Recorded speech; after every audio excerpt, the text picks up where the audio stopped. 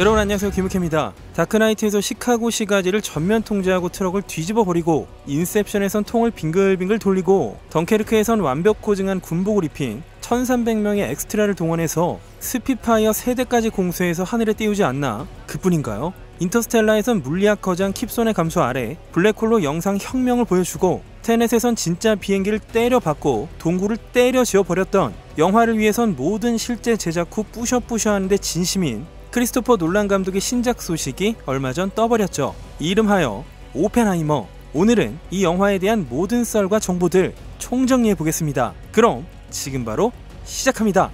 고고고! 금시초문일 것 같은 이 영화, 사실은 줄리어스 로버트 오펜하이머. 로버트는 얼마나 좋았을까?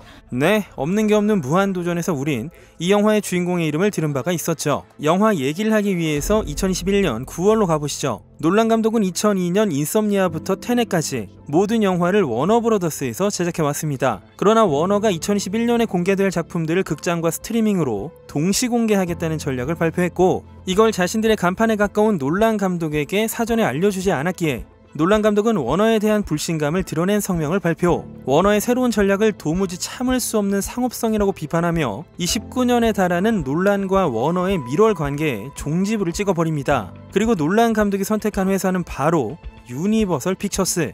이 빅 딜에 결정적인 역할을 한 인물이 유니버설의 회장인 도나 랭글리라는 사실도 알려지죠. 쥬라기 월드, 분노의 질주, 제이슨 본 시리즈를 비롯한 다양한 프랜차이즈를 성공으로 이끌었던 랭글리는 놀란 감독의 요구를 전적으로 수용하는 자세로 수개월에 걸친 회의와 대화에 임했고, 놀란 감독을 결국 영입합니다. 정보통에 따르면 놀란 감독은 신작을 개봉하면 최소 90일, 최장 120일간의 극장 독점을 유니버설 측에 요구했다죠. 이 소식 직후 놀란 감독의 신작이 원폭의 아버지라고 불린 미국의 이론 물리학자 제이 로버트 오펜하이머를 주인공으로 하는 내용이라는 보도가 나옵니다. 이 테넷에서 이어지는 신작은 2018년작 덩케르크에 이어 제2차 세계대전 때 있었던 어떤 중요한 순간을 그린다고 알려졌는데요. 이 오펜하이머라는 인물은 원자폭탄의 개발을 목적으로 한 맨해튼 프로젝트를 주도했던 인물로, 1945년 8월에 히로시마, 나가사키에 투하된 원폭도 이 계획에 의한 것이었죠. 이 영화는 오펜하이머가 자신의 주도하에 원폭을 개발하는 과정부터 훗날 핵무기의 국제적인 관리의 필요성을 호소하거나 수소폭탄을 반대하는 데까지 이르렀던 그의 변화까지 모든 것을 담은,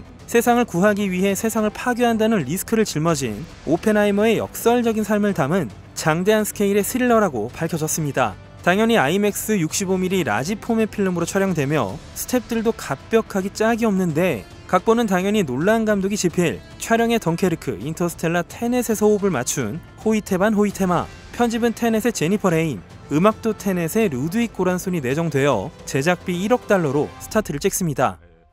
그렇다면 이 영화 도대체 어떤 이야기를 담고 있을까요? 이 영화엔 원작이 있습니다. 저널리스트인 카이 버드와 미국의 역사학 교수 마틴 셔윈, 이 두 사람의 저자가 장장 25년 동안 FBI 문서까지 뒤진 끝에 완성한 오펜하이머의 일대기를 다룬 논픽션 아메리칸 프로메테우스인데요. 네, 바로 하하가 독후감을 썼던 바로 그 책을 놀란 감독이 영화로 만드는 것이죠. 애초에 영화화를 놀란 감독에게 제안했던 건 하하가 아니라 다크나이트의 프로듀서로 알려진 찰스 로븐. 크리스토퍼 놀란과 그의 아내 엠마와 함께 주말을 즐기던 어느 날, 이걸 영화로 뽑아보는 건 어때? 라며 이 책을 건네줬다죠. 이 책에서 중요한 점은 오펜하이머의 그 역설적인 삶 자체입니다. 미국 공산당으로 활동하던 그가 과학행정관으로서의 재능을 발휘했고, 제2차 세계대전이 발발하면서 원자폭탄을 개발하는 맨해튼 프로젝트가 시작되죠. 그가 중심에 있던 원폭 연구팀은 세계 최초의 원폭을 개발하고 뉴멕시코에서 벌인 핵실험, 일명 트리니티 실험을 거친 후 일본의 히로시마와 나가사키에 원폭을 떨굽니다. 하지만 이건 그의 뜻이 아니었습니다. 다큐멘터리 영화 더 데이 애프터 트리니티엔 그가 핵무기를 개발한 진짜 이유가 언급되는데요. 세상에선 도저히 사용할 수 없는 수준의 무기를 만들어 전쟁을 무의미하게 만들고 싶었다라는 게 그의 속뜻이었죠. 그러나 사람들은 이 엄청난 폭탄의 파괴력을 일본에서 목격하고도 아주 강한 보통 무기처럼 취급했고, 이에 그는 절망감을 느끼고 말죠. 그래서 그가 남긴 말이 있습니다. 과학자라는 죄를 알아버렸다 라고 말이죠. 그는 엄청난 위협을 달성하며 미국 권력의 중추에 올라서게 되지만 핵의 위력을 누구보다 절감했기에 오히려 핵무기가 국제적으로 엄정하게 관리되어야 한다고 주장하며 원자력위원회의 어드바이저가 되어 로비를 하기도 하고,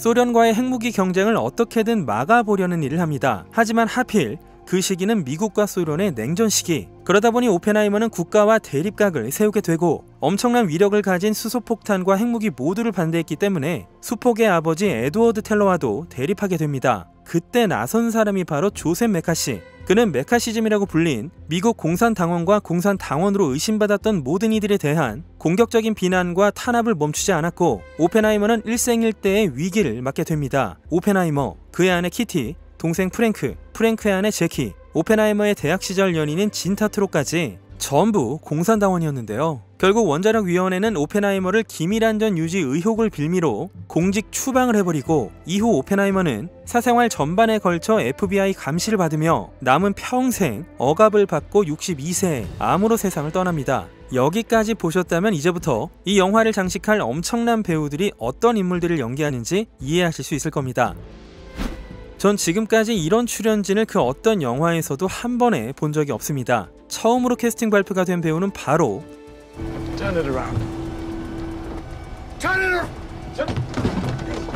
킬리언 머피. 무려 주인공 오펜하이머 역을 따냈죠. 한때 배트맨 비긴즈에서 브루스 웨인 배트맨 역의 오디션을 봤던 남자. 그러나 그때 킬리언을 정말 인상 깊게 봤던 놀란 감독은 킬리언을 배트맨 비긴즈의 조나단 크레인, 스퀘어크로우 역으로 기용합니다. 킬리언은 캐스팅 발표 직후 에스콰이어지와의 인터뷰에서 처음 놀란 감독의 영화에 주연이 됐기 때문에 아직도 좀 놀랍다. 그렇지만 너무 감격스럽다 라며 얼떨떨한 심경을 밝혔는데요. 워낙에 그의 연기를 좋아했던 놀란 감독 영화의 팬들도 전부 환영하는 분위기였죠. 그 밖에도 킬리언은 이미 존재하는 이야기라서 무슨 일이 일어났는지를 누구나 다 알고 있다. 하지만 놀란 감독은 다른 방법으로 이야기를 풀어간다. 그게 모든 사람들이 놀란 감독에게 기대하는 것이다. 세상에 나와 있는 모든 문헌들을 읽고서라도 이 역할에 임하겠다 라고 밝혔으며 가디언즈와의 인터뷰에서는 크리스토퍼 놀란을 위해서라면 작품의 규모와 상관없이 무조건 출연할 거고 그가 내게 연락을 주면 난 무조건 거기로 갈 거다. 그 한 사람의 영화 제작자가 헐리우드 스튜디오라는 빡빡한 조직 안에서 아이맥스,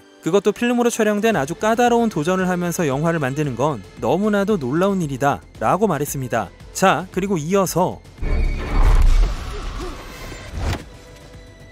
에밀리 블런트가 오펜하이머의 아내 키티로 캐스팅됩니다. 킬리언 머피와는 콰이어트 플레이스 파트 2에서 호흡을 맞춘 바가 있었죠. 그리고 I'm not even tripping for it. Everything's gonna work out exactly the way it's supposed to. I love you 3000. 로버트 다우니 주니어가 들어옵니다. 미국 원자력위원회 회장인 루이스 스트로스 역으로 끊임없이 오펜하이머를 적대했던 인물이었는데요. 오펜하이머의 조국에 대한 충성심을 의심하고 기밀자료 열람 권한을 박탈하는 등 그야말로 이 영화의 최종 빌런 되겠습니다. 다음은 맷 데이먼. 맨해튼 프로젝트를 지휘했던 레슬리 그로브스 준장 역으로 군인입니다. 일각에 따르면요, 일본의 원폭을 투하하기로 단독으로 결정해버린 인물이라죠. 로다주는 놀란 감독 작품은 처음이며 맷 데이먼은 인터스텔라에 잠깐 나온 후 9년 만에 놀란 감독과의 작업이 됩니다. 여기서 끝이 아닙니다. 미국 공산당원이자 오펜하이머의 대학 시절의 연인인 진타트록 역의 플로렌스 퓨. 진타트록은 오펜하이머가 맨해튼 프로젝트를 주도하고 있을 때 종종 불륜 관계였다고 알려져 있기 때문에 이 영화엔 치정도 들어가 있을 걸로 예상해 보고요.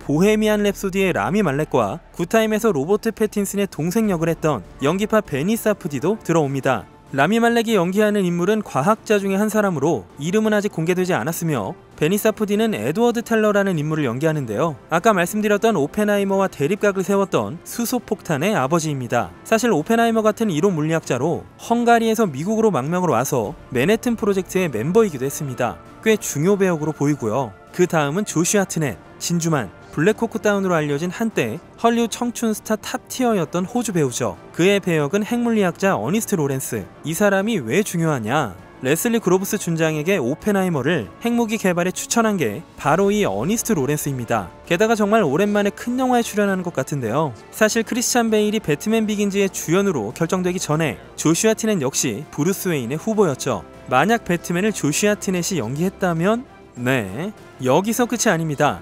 I cannot believe my eyes. Spider-Man. 데인 드한과 Don't you ever besmirch Billy. 더 보이즈의 휴이 역 잭 퀘이드가 아직 밝혀지지 않은 배역으로 캐스팅됩니다.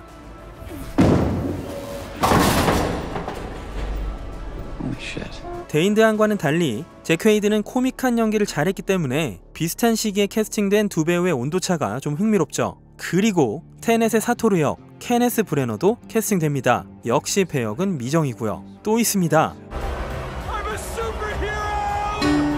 과거 다크나이트에서 작은 배역을 맡았고 DC 영화 더 수어사이드 스쿼드와 얼마 전 듄에도 출연했던 데이비드 다스말치안이 오펜하이머에 합류합니다. 데이빗은 15년 전 시카고에서 다크나이트의 오디션에 참가했던 게 자기 인생을 영원히 바꿔놨다며 이 멋진 감독과 다시 일하게 될 것을 항상 꿈꾸고 있었고 그게 이루어질 줄은 꿈에도 몰랐다고 감격스러운 마음을 밝혔죠. 그 밖에도 터미네이터 제네시스에서 존 코너를 연기한 제이슨 클락, CSI 과학수사대에 출연했던 루이스 롬바드가 들어오고요. 아미 오브 더 데드의 독일 배우 마티아스 슈바이커 오퍼, 올드의 알렉스 울프, 다이버전트 시리즈의 토니 골드윈까지 무슨 배우들을 피규어 수집하듯 캐스팅하나 싶었는데요. 급기야 게리 올드만까지 합류합니다. 영국 라디오 토크스포트에 출연해서 본인이 직접 밝혔고요. 놀란 감독 영화의 출연은 다크나이트 라이즈 이후 10년 만입니다. 역할은 불명이지만 2022년 5월에 한 회차 한 씬으로 각본은 1.5페이지 분량만큼이라고 하니까요. 아주 살짝 등장할 듯하네요. 네, 여기까지가 이 영화의 캐스팅 되겠습니다. 근데 여기서 마이클 케인 이야기를 안 할 수가 없겠죠. 사실 마이클 케인은 영국 BBC의 한 라디오 프로그램 코모드 앤 마요에서 은퇴 의사를 밝힌 적이 있었습니다. 마이클은 자신의 비교적 최근 작품인 베스트셀러를 두고 이 작품에서 연기한 해리스 쇼 역이 내 마지막 역할이 되었습니다 라고 말했던 것인데요. 본인은 2년이나 연기를 하지 않았고 얼마 전 출간한 책이 성공을 거뒀다며 지금 자신은 배우가 아니라 작가다 라고도 언급했습니다. 특히 그 다음에 한 말이 좀 가슴 아팠는데요. 실제로 2년간 영화 오퍼가 아예 없었고 내가 출연하고 싶은 영화를 만들고 있는 사람도 없고 88세인 캐릭터가 나오는 각본은 더 없죠 라고 밝혔습니다. 케인의 대리인은 즉시 은퇴를 부인했지만 글쎄요, 놀란 감독의 콜이 과연 들어갈지 지켜봐야겠습니다.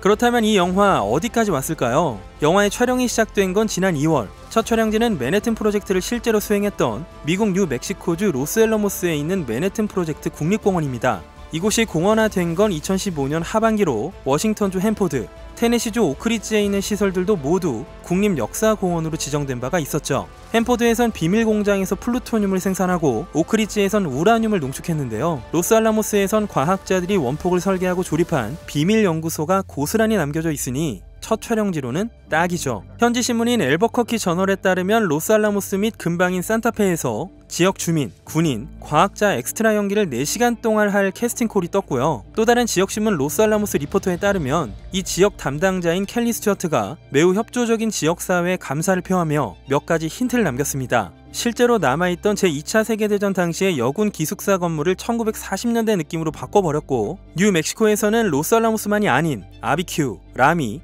벨렌 등지에서 촬영을 이어갈 것이며 이 영화의 주요 배우들이 이 지역 행사를 위한 홍보 마케팅에 쓰일 포스터 및 판촉물에 등장한다고 합니다. 그 외엔 전부 기밀이며 놀란 감독이 철통 같은 보완을 하고 있다고도 덧붙였습니다. 몇 가지 생각을 정리해보자면 이 영화, 첫째로 놀란 감독 영화 역사상 가장 심각하지 않을까. 수많은 인명이 살상된 역사적 사실, 당시 인물이 처했던 상황 자체가 비극이니까요. 둘째로 생각해보면요, 최근 놀란 감독의 영화 2편 덩케르크와 테넷은 이야기와 공명하는 캐릭터를 만들어내지 못했습니다. 한간에는 이 두 영화 모두 캐릭터를 매력적으로 만드는 걸 잊어버린 시각적 걸작이라는 평도 있었죠. 오펜하이머는 적어도 캐릭터라는 측면에서 논란의 실수를 만회할 수 있는 완벽한 기회입니다. 특히 이런 전기 영화가 성공하기 위해서는요, 캐릭터가 아주 강해야 합니다. 그래서 어쩌면 이런 역사적 배경과 이 엄청난 캐스팅이 의미하는 게 이 영화가 비주얼과 스토리가 아닌 캐릭터 중점의 사실적 극화라는 것이 아닐까 싶습니다. 어쩌면 위대한 영화가 될 수도 있겠죠. 아무튼 놀란 감독의 초현실적인 능력을 통해 만들어질 이 영화 오펜하이머, 앞으로 지속적으로 추적해보겠습니다. 영상 시청 감사드리고요. 재밌으셨거나 도움이 되셨다면 구독과 좋아요를 잊지 않아주시면 좋겠습니다. 지금까지 기묘한 KG의 K였습니다.